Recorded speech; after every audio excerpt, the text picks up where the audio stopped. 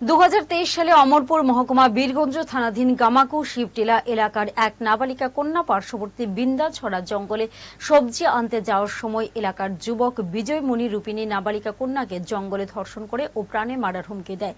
পরবর্তী সময়ে নাবালিকা কন্যাটি শারীরিকভাবে অসুস্থ হয়ে পড়লে সে তখন তা মা বাবাকে ঘটনা জানায়।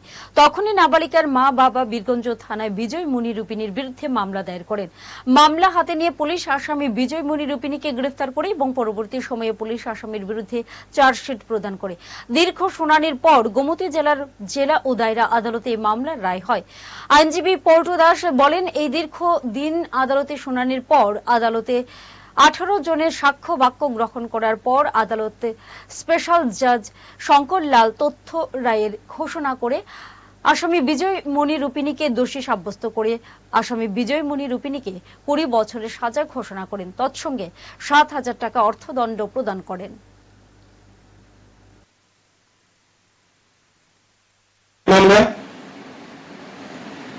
মামলা পাওয়ার পরে এই মামলায় আইন ছিল ইন্সপেক্টর অলঙ্গ বর্মন।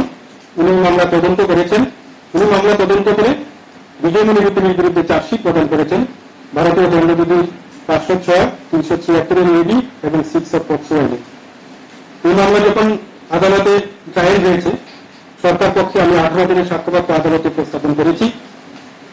18 দিনের সাক্ষ্যবাক্য আদালত মেডিকেল সমস্ত কিছু বিবেচনা করে উভয় পক্ষের আর্গুমেন্ট শেষ করে আদালত আজকের দিনে আসামি বিজয় মণি রূপিণীকে দোষী সাব্যস্ত করেছে ভারতীয় দণ্ডবিধি আইনে 376 এডি, 6 অফ পক্সো আইন এবং 506 আইপিসি ধারা অনুসারে।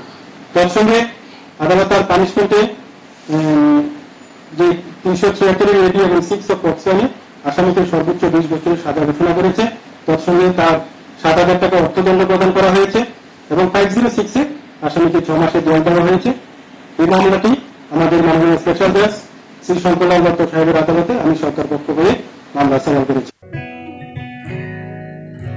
জুড়ে থাকে বাঁধন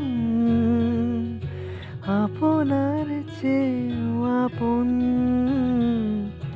জুড়ে থাকে বাঁধন আপনার চেয়েও আপন।